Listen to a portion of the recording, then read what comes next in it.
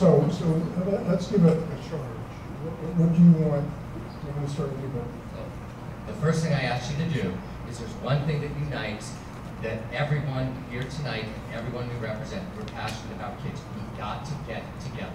And this fighting each other here, and we just got to be really careful because there's a lot of other folks who just laugh at this conversation and don't do. So let's get there. What do we get together on? Lots of stuff to improve education.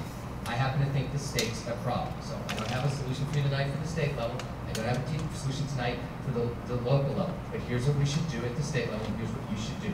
We should get a measure on the ballot in 2012 that raises state, that creates a rated student formula, scraps the entire system, create local flexibility based on who the students are. Every student gets a flat rate, and then you weight it like Maryland did. Okay, that's piece one. Two, totally transparent. You can follow where every single dollar goes. The state sets a system. You can follow the dollars in the classroom. You get rid of the state code. Start over. Yes, and charterize everything. Three, the state role in these issues away. So the state doesn't have anything to do with merit pay or how we compensate teachers. That's all local. The state does have something to do with tenure and with dismissal. Fix that. Just make it student-based, student-focused, not adult-focused. And then a tax increase to enable the weighted student formula. A lot of people think you can do the weighted student formula. You can't without taking money away from Palo Alto or other schools which are already underfunded compared to the rest of the country.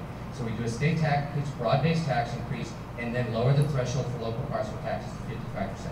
How do we do that? It will pass if the California Chamber of Commerce and the California Teachers Association support it. Right now they have problems with pieces of that. Let's demand they do it. We put a specific plan forward. If you don't like it, tell us what's wrong with it. Let's push that start. What do you do locally? Well, Educacy has a lot of power, so you guys can do a lot to help with that. Let's talk later. But what can the rest do? Tell your local realtors and your local Chamber of Commerce and your local teacher and your local school to get together that you want no opposition to this initiative 2012 other than Jarvis Camp. Everyone else supports it. We can do it. Let's do that and solve that. Which means stop. So the other thing I guess I would like to say is you should probably put some pressure on the local school boards to increase this project-based learning. It is a much more effective way. And instead of getting rid of these classes, which I talked about earlier, they should be increasing these classes so that kids actually have something they're excited about doing. All kinds of things have been said here tonight. I think what you should do is find the time to spend a day or two in a school and see for yourself. So what I'm asking you to do is understand why teachers are concerned about losing that. Yes, yes. Please be aware of how your teachers are evaluated. I was to challenge each of you this evening to go out and find 10 people who do not have children in schools and talk with them about what we've been talking about tonight, the data that's on the PowerPoint that was presented at the beginning of the evening. Because my experience, honestly, has been, as I'm out talking with people who don't have kids in school, they don't know a lot of this. And it really, if our democracy is to survive, if our whole way of living is to survive, all of our kids need to have a great public education, and every citizen in this country. So when we talk to other people. I agree with what was said earlier. I think the local stakeholders, parents, students, teachers, the administration, we're really close on most of the issues. We need to untie our hands. Let the local school districts do what's right for your students. So what do you want these people to do? You gotta start demanding that. One of the consequences of Prop 13 is everything goes to the state and then comes back. You gotta start demanding that local schools have authority to educate the students we serve directly. It should be in our hands to do what's right for your kids, working with you. I have two things for you. The first one is, in a couple of years, the housing market is going to recover. And there is going to be a tremendous spurt of money that is going to come in as all of these declines in value come back. Try to be at the front of the line for that, because every special interest will be. So, for education, be at the front of the line for that one. The second one is, Ted may be right. It may be that we can't touch Prop 13. I hate hearing it from people on the left. I hear enough of it from people on the right. But 25% of residences with 1985 or earlier bases are not held by the person who held them in 1985. 25%. 50% of multifamily units, apartment houses and so forth, and an even higher percentage of commercial.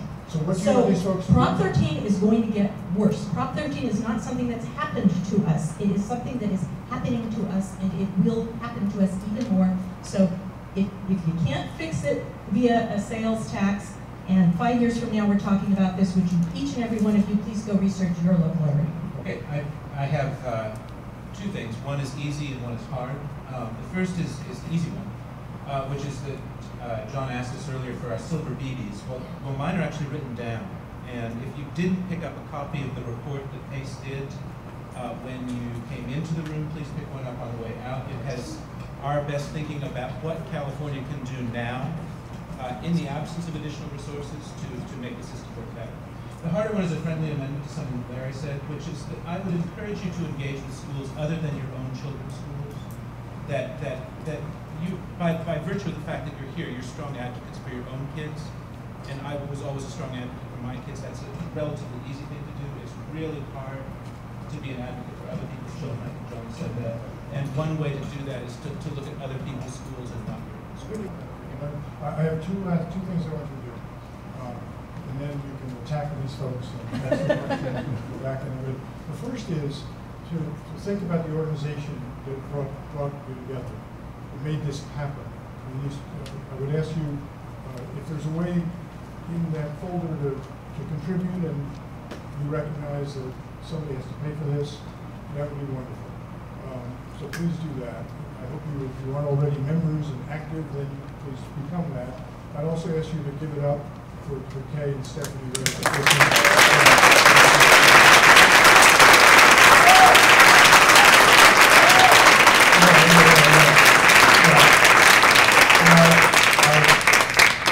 I can't do the same thing. I don't have two rooms, so, but these people have been marvelous. They have really been special.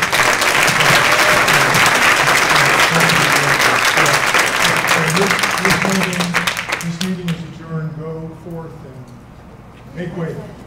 Thank you very much.